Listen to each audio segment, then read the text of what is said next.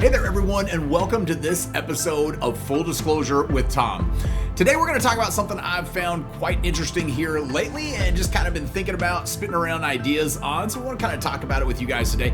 We're going to talk about a lot of people get encounters or visitations or they have their experiences. And then some of the more public ones, people deal with being visited by a couple of men in suits, right? It's something we hear very commonly. The two men in gray suits, two men in black suits, they're always wearing the brimmed hat, kind of. So we always kind of hear the same kind of thing. So we're going to talk about that today. Who they could be, who they might be. I don't know, just kind of some speculatory stuff. We're gonna get into it. It'll be kind of a fun discussion, but I hope you guys enjoy it. Do me a favor, as always, make sure to smash that like button for me. Subscribe to the channel, and subscribe. Make sure you guys have those notifications on so you don't miss out on videos, shorts, live streams, and posts when we start doing them here with the live streams on the channel too. So we'll do some live podcasts eventually on here. But we're gonna have a fun one with this discussion today, man. I think this is interesting. We're gonna reference something in particular, and it's a documentary that I've watched a couple of times. Like most of them, I watch them multiple times on these, but it's currently on Netflix. If you guys have Netflix right now, we'll talk about it. It's called Encounters. It came out, I believe, last year in 2023. Maybe it was 2022. I'm not sure on that. But it's called Encounters. And what it does is it's 4 episodes long. They go through and they talk about different people's obviously encounters with extraterrestrials or with UFOs or UAP'S, NHI, all of that. And the first episode covers something that's actually not too far from me, about 40 minutes away, that happened where over 300 people had a mass sighting here, and it's kind of crazy. The second episode really focuses primarily on a school in Zimbabwe that is quite famous. A lot of people know of this story, and was covered extensively, where over 60 kids saw a craft land, and some saw beings come out as well, and about 15 feet away from them. So, wild story with that one too. But the one we're going to focus on is episode 3 of that particular series. And the reason why is because there's 2 incidences in it where there were encounters, and something strange happened with the topic of the Men in Black thing we're talking about today. Let's just clear the room on that. We're gonna call them the Men in Black. I don't know what the hell to call them, but for lack of a better term, let's call them that, because you guys know who we're talking about when I reference that, at least, right? So everybody knows what we mean. All right, so episode 3 of the series, though, is titled The Broadhaven Triangle. All right, so it's an area it's a Welsh village, and there were close encounters at a children's school very close by, as well as a hotel that a family had. It's a family-owned hotel. It was a family that had immigrated over to their, I'm not sure how long before that, but they had converted the building from an old smuggling den or smuggling something into a hotel. All right. And across the island, and we're actually show you a quick picture of the Broadhaven Triangle area. Up in the top corner, I believe, is where, I'm trying to remember where they're actually located. I believe it's up in the top corners where they're actually located.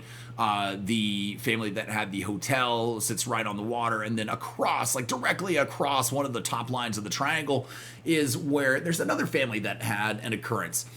They were both visited by what they described to be 2 men in black suits, very tall, and at the exact same time. But the men were identical, like twins to each other, and the 2 matched the other 2. That's 4 identical. It's very strange. It's a very strange story. So we're gonna get into it, man, and talk about it here a little bit. We'll take this little picture down just for reference point for right now. But yeah, the Broadhaven Triangle is an interesting story, man. There were lots, and you saw all those little dots that were popped up on the screen. Those were different sightings in that same time frame that occurred. And that episode that we're talking about, episode 3, there covers all of that pretty extensively, pretty specifically. The family that we're talking about in question here, the family that owned the hotel, it was the Havens Hotel. Frances Granville is currently the owner of it, I guess now. It was her mother and father that had owned it for years. They had a visitation Her mother had something very, very strange in the middle of the night. She didn't know what it was. She saw this bright light, and it landed, and you know, she kind of had a contact with them, and it left a mark out in the yard. Nobody believed her. Obviously, that's what we always end up hearing, right? But shortly thereafter, this all happened, right? She gets a knock on the door. They're looking for her mother. It was actually two men that came and saw Francine looking for her mother. So they were very odd, the two men. They were two men in suits, tall, slender, identical looking, identical twins-ish looking, I guess, is how she described them. But their complexion was very startling to her. It was almost waxy. She said there was no imperfection. It was perfect, like no imperfection on both people, almost that it didn't look real. And I thought that was a very interesting thing because we've heard that same similar description from a lot of people that have had these visits by the two men in black afterwards, right? We know about this all the way back to Roswell. Any major incidents that we're talking about over the UFO lore and UFO time frame, those are when we've had these incidents where people have been visited by these folks. Now across the way, Rosa Granville was her mother, by the way. Sorry, I didn't have her name. I didn't get her name at first right there, but Rosa Granville was the mother. The Coombs family is who lives across the island, and lots of them had different instances with it. It was the Coombs family, and then their nephews, which is the Marston family. They also had it was immediate family and then extended family as well that was having these encounters. And they also, the husband and wife had someone, I believe it would be Pauline Coombs and Billy Coombs. I believe those are the two. They had the incident where they had the visit from the two men in black. And what they saw crossing in front of their window, they described as being the tallest thing they'd ever seen. Even in the video depiction, when they play it back on the episode, it looks like it could have been, obviously, when something walks in front of a window and there's a light, a shadow could portray the shadow as being quite large, right? 8, 9 feet, 10 feet, whatever. It could look enormous. They could have been seeing the shadow on that, but apparently there were two large people that did knock on the door, were there, but not like, I don't believe they said that they were like 8, 9 feet when they came to the door. I think that would have scared me. They probably would have screamed, why would you open the door, right? If a 9-foot person out knocks on your door, why are you knocking? Why are you answering the door? Watch a scary movie. Don't go upstairs. Don't answer the door when a 9-foot tall person knocks on it. Okay, that's just little tips to save your life. But yeah, I find this very interesting. They were described as being identical to the same way that the Granvilles described the two men. Like I said, they arrived in identical times. Which is kind of crazy. But here's the conspiracy that I'd like to bring about, and well, let's not call it a conspiracy. Let's just call it a theory, I guess. Which is kind of the same thing in a weird way. But I don't know that these two men are necessarily that are visiting, and the men in black that always show. I'm not saying it's the same two people or it's the same two guys to everybody that around the world that has a visit, obviously. But let's kind of, think about the theory that they might not be human. We hear from, person after person within these special access programs and throughout the government that have said, they're walking amongst us. They're walking amongst us right now. They're amongst us. We don't know what that means. We assume that means, does that mean when I go to Walmart that, one of those weirdos that I see at Walmart could possibly be, you don't know. We don't know. But let's look at it realistic, right? They're walking amongst us. We know that there are rumors about proposed agreements within our government and NHI, possible factions in the past. The meeting with Eisenhower is a famous meeting where supposedly an agreement was struck. Could this be something where they work with us? We've also heard of, and this one's going to sound crazy, but I'm going to kind of explain it too. We've heard of the shape shifting, or they morph, or they shape shift, or they can change their appearance. I don't necessarily believe that is what's happening, because we're talking about defying. You're talking about defying every law of physics, then, right? I mean, you're taking matter and remanipulating matter. I don't know if in a living body the way that's designed that would be possible to do. I'm not a scientist, but that just sounds kind of crazy to me. I think what is going on, because of something that we hear about quite a bit, is the phenomenon with telekinesis, with the way that they connect via the consciousness. It wouldn't be too far-fetched to believe that they could make you see whatever they want you to see, right? Or manipulate your visual spectrum in some way, shape, or form.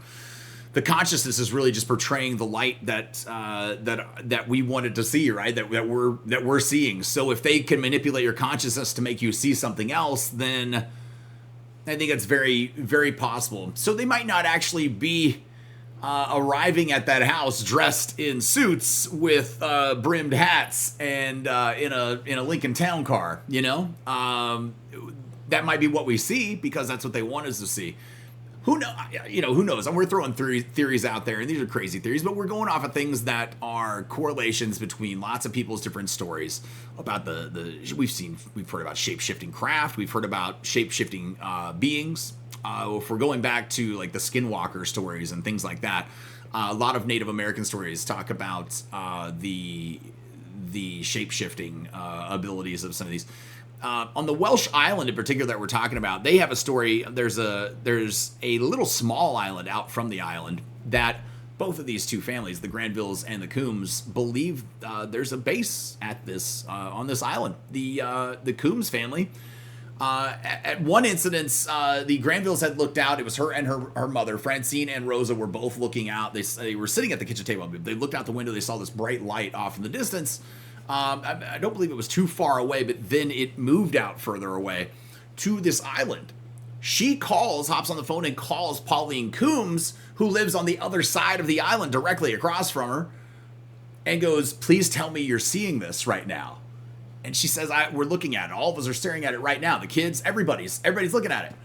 And she goes, "It looks like it just went into the ocean." Now, that's something we've heard many times. That's what I believe Rosa Granville said to Pauline Coombs. Pauline Coombs' reply back was, "No, it just went into Stack Rock." That's what it's called. Stack Rock. No, it just went into Stack Rock. And Stack Rock apparently is, they think there's lore, historical lore over the years of fairies and mystical fairies living on the island. Now, going back to something we discussed in our previous video, the video just from a few days ago, and where religion and UAP and NHIs may have crossed over as far as the stories and a little bit of misconstrued understanding of what was going on at the time.